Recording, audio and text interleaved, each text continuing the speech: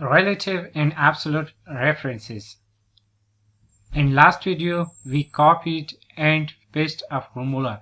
That was the example of relative references. When we are copying, for example, a formula from this one, from this cell to this cell, it will calculate the value reference to this one. Cause here we have I8, J8. So this is K9 and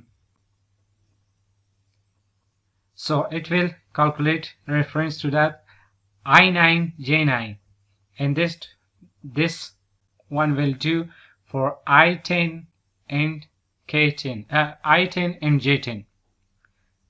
Now, how to copy absolute references? Here, for example, we have heard this all shopping, but we here calculating the taxes.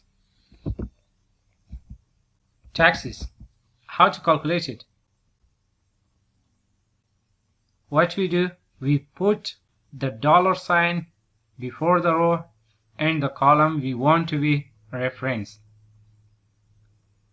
Coming to example, equal this into this. Using the formula bar, dollar sign, shift 4, and after the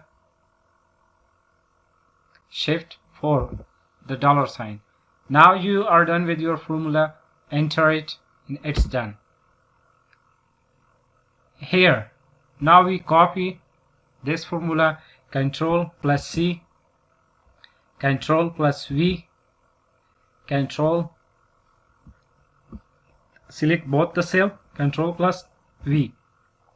This is called the absolute reference.